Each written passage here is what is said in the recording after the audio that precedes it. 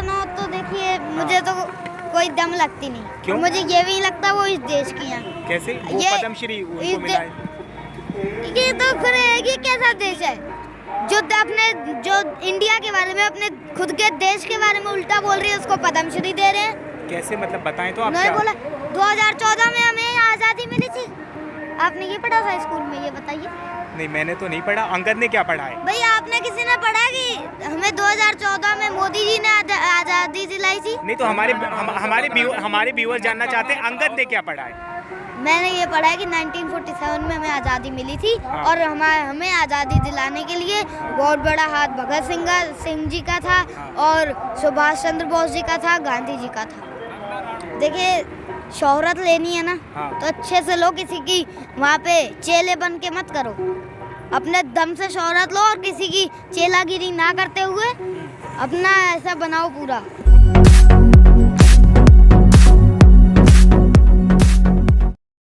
Guarantee नहीं मिलेगी, अभी एमएसपी गारंटी बाकी है।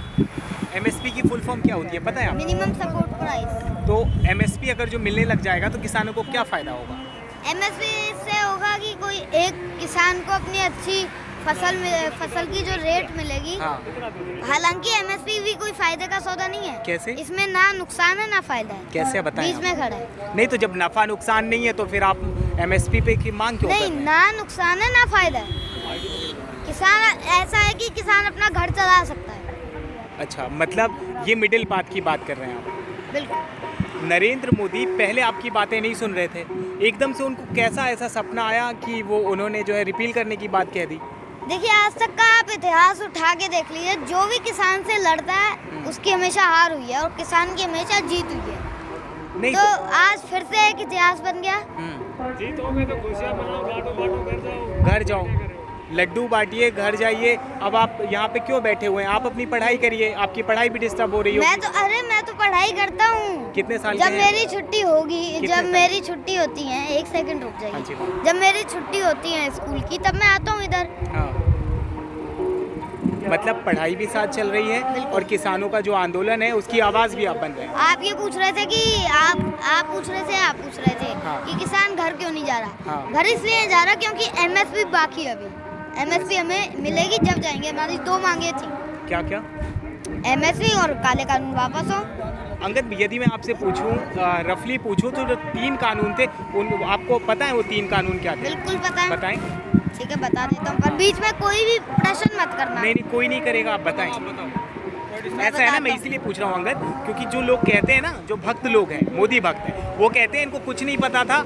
तो हम ये पूछना चाहते हैं कि अंगद को वो चीज़ें पता है कि नहीं पता है? मैंने बहुत इंटरव्यू में बताया, जब तक ये लोग समझेंगे नहीं तब तक मैं बताता रहूँगा। हाँ मैं फिर से बता देता हूँ। जो सबसे पहला कानून है वो मंडी को लेकर है। ठीक है। दूसरा कानून है स्टोरेज को लेकर। तीसरा कानून है कॉन्ट्रैक्ट फार्मिंग को लेकर। सबसे पहला कानून है मंडी को लेकर। इसमें कहा गया है कि आप अपनी फसल जो है, किसान अपनी फसल कहीं भी बेच सकते हैं। ठीक है। पर जो 50% किसान है वो 1 से 4 बीघा तक का खेत है उसके पास। ठीक है। उसमें कितनी फसल उगेगी? हाँ। थोड़ी फसल उगेगी। हाँ। और वो कहाँ दूर जाके बेचेगा? टोल टैक्स का खर्चा, पेट्रोल डीजल का खर्चा, इतना उसका प्रॉफिट नहीं होगा जितना लॉस हो जाएगा। इसलिए पहला कानून गलत है। इसलिए हमें चाहिए कि पास की मंडी मजबूत करी जाए और एमएसपी गारंटी हो, जिससे किसान अपनी जो फसल है अच्छी रेट पे अच्छी दाम में बेचे।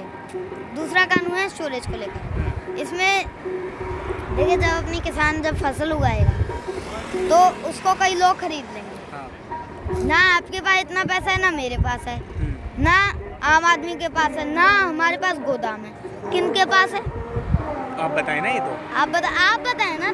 जो बड़े बड़े इंडस्ट्री है उनके पास। बिल्कुल उनके पास है। हाँ। जब वो सारी फसल खरीद लेंगे हाँ। तो जब चाहेंगे उसको खोलेंगे, जब चाहेंगे बंद कर लेंगे, फिर भूख की बोली लगेगी। नहीं तो अंगद इस बात में सरकार तर्क देती है, बड़े बड़े असाइलम इसलिए रुक बना जाइए, है। मैंने क्या कहा था? हाँ। टोकना नहीं है। हाँ, बताइए। तीसरा कानून बताएं दीजिए। तीसरा कानून है कॉन्ट्रैक्ट फार्मिंग को लेकर। हाँ। कॉन्ट्रैक्ट फार्मिंग में ये है कि किसान और कंपनी के बीच में एक कॉन्ट्रैक्ट होगा। कंपनी कहती है कि आपकी जो हम फसल है उसको एमएसपी पे खरीदेंगे। हाँ। पर जो किसान कॉन्ट्रैक्ट फार्मिंग नहीं करना चाहता, हाँ। उसकी फसल की क्या गारंटी है कि एमएसपी पे बिकेगी? हाँ। अब आप कहेंगे कई किसान तो अभी भी करते हैं कॉन्ट्रैक्ट फार्मिंग। हाँ। कहने वाले थे आप। बिल्कुल। देखिए अभी उनके बीच में एक कमेटी है। हाँ। अगर कंपनी कुछ ऐसे करती है कि पैसे वैसे नहीं दे रही, ऐसे करती है तो वो कमेटी करवा देती है। हाँ। पर जब ये कानून लागू हो जाएगा तो वो कमेटी साइड, बस कंपनी और किसान होगा, फिर पता नहीं कंपनी क्या करे। सरकार कल प्रधानमंत्री ने कहा है कि किसानों को नई शुरुआत करनी चाहिए और घर चले जाना चाहिए, तो घर कब जाओगे? अरे कितना दिमाग खाओगे आप लोग? वो भी उन्होंने 2 बार ये पूछ लिया, आपने तीसरी बार पूछ लिया। नहीं तो हम इसलिए पूछ हमारी रहे हैं, हम एमएसपी की मांग अभी बाकी है। हम इसलिए पूछ रहे हैं, नन्ना मुन्ना जो अंगद है वो काला पड़ जाएगा धूप में। देखिए हाँ। काला पड़ेगा, पढ़ूंगा ही नहीं पहली बात तो। हाँ, क्यों? ठीक है, नहीं पढ़ूंगा, आप चिंता मत वैसे ही लगाते हैं क्या? आप मेरी चिंता मत लीजिए। हाँ। अभी किसान जरूरी है, किसान की बात करिए। हाँ। देखिए हमारी एमएसपी जब तक मांग पूरी नहीं होगी, हाँ। संसद में किसान शहीद हुए उनके ऊपर मौन नहीं रखा जाएगा, तब तक किसान नहीं जानेंगे। देखिए अंगद, नरेंद्र मोदी के जो भक्त हैं वो ये कह रहे हैं खालिस्तानी आतंकवादी एंटी नेशनल के सामने, मुट्ठी भर लोगों के सामने नरेंद्र मोदी झुक गए।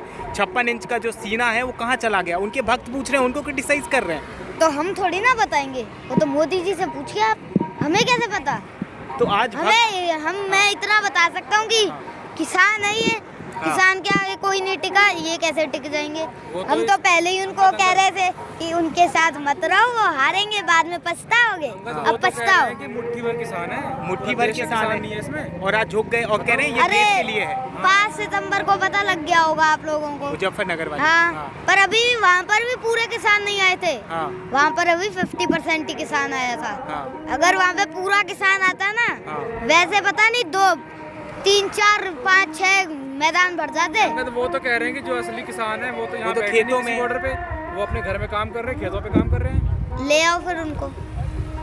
नहीं तो आपको, अगर जो मैं आपकी समझ कहूँ तो ये बिल क्यों वापस हुए? अगर जो आपको एक शब्द, एक वन लाइनर क्वेश्चन पूछूं, क्यों? चुनाव के वजह से या फिर किसानों का प्रेशर? जमानत जब्त। जमानत जब्त। बीजेपी के स्ट्रेटेजिक जो पोल स्ट्रेटेजिक हैं वो ये कह रहे हैं कि भाई उत्तर प्रदेश में पूर्ण बहुमत, पंजाब में पूर्ण बहुमत, गोवा में पूर्ण बहुमत। अंगद का क्या प्रेडिक्शन है? देखिए कुछ नहीं होगा। क्यों? ये तो ये मास्टर स्ट्रोक बता रहे हैं बीजेपी वाले। मास्टर स्ट्रोक तो उनका हम जानते हैं साहब। कैसे कैसे? देखिए जब ये किसान है ना, इसको वोट की चोट करनी आ गई, उपचुनावों में इसने बता दिया हाँ। कि वोट की चोट हम कर देंगे आपको। हाँ। उपचुनावों में मैं गया हूँ, मैं देखा है, हाँ। किसानों के साथ बैठा हूँ, उनके साथ रहा हूँ, मुझे पता है। मतलब बीजेपी दोगे ना, अब तो बीजेपी का साथ देंगे अंगद? साथ देना है ना। देखिए अगर इन्होंने एमएसपी गारंटी दे दी, हाँ। जो किसान शहीद हुए उनके ऊपर मौन रख दिया, हाँ। ठीक है, बीजेपी के साथ है, उनको माफ कर देंगे। अच्छा मतलब बीजेपी का तो ये भूल जाओगे, शहादत भूल जाओगे, उनको हम माफ, साल का भूल जाओगे। देखिए 1 साल का जब वो मौन रखेंगे, उन किसानों को शांति मिलेगी, इनसे माफी भी मंगवा ली, इनसे कानून भी वापस करवा लिए,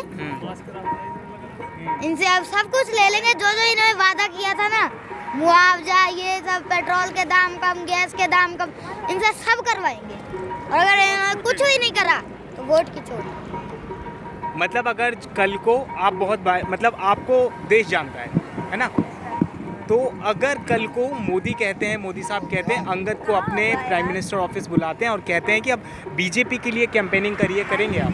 नहीं करेंगे। क्यों?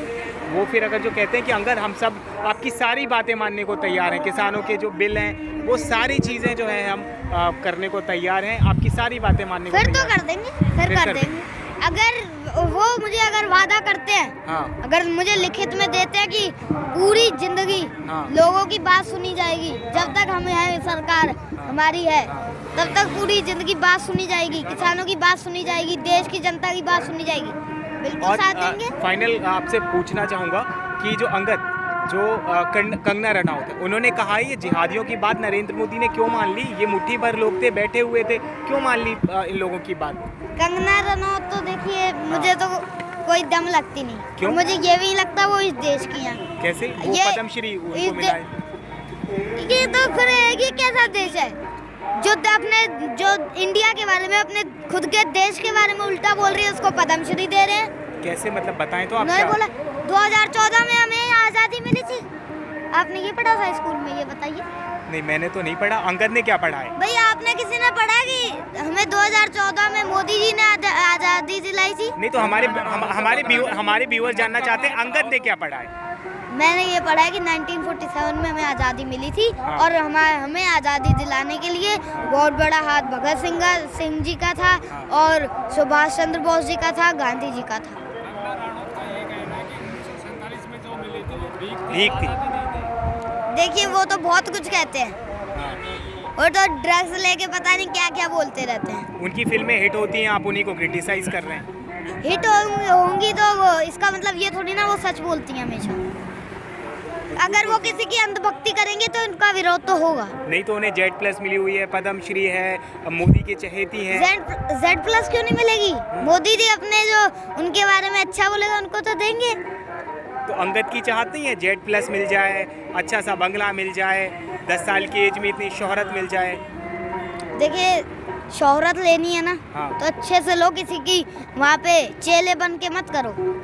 अपने दम से शोहरत लो और किसी की चेलागिरी ना करते हुए अपना ऐसा बनाओ पूरा। तो कंगना रनौत को आप क्या कहना चाहते हैं? मैं ये कहना चाहता हूँ कि कंगना रनौत जी, आप मोदी जी की चमची ना बने, ठीक है ना? वो चमची आप इतनी बन रही हैं, वो चमची ना बने। तो चमचा या चमची सी तो खीर परोसी जाती है। देखिए अगर वो किसी का झूठ का साथ देंगे तो हम उनका विरोध करेंगे, अगर वो सच का साथ दे तो कोई विरोध नहीं कर रहा उनका।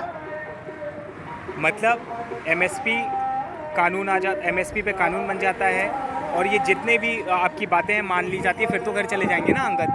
फिर तो जाएंगे। मतलब जब तक MSP पे कानून नहीं, जब तक अंगद और तमाम किसान टिके रहेंगे। बिल्कुल टिके रहेंगे। जैसे और फिर आंदोलन और तेज होगा, अगर MSP का कानून नहीं करा तो और तेज होगा फिर आंदोलन। राकेश टिकैत जी ने कहा है कि 22 तारीख को आपकी जो है महापंचायत होने वाली है, जाएंगे आप? बिल्कुल जाऊंगा।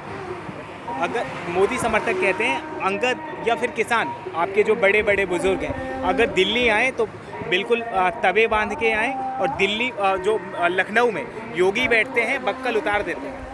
देखिए बक्कल तो उन्होंने उतार दिया, हमें पता है, हम वहाँ पे होके भी आ गए हैं। उन्हें बक्कल इतने अच्छे उतारे, हमें डर लगता है, हम नहीं जाएंगे लखनऊ।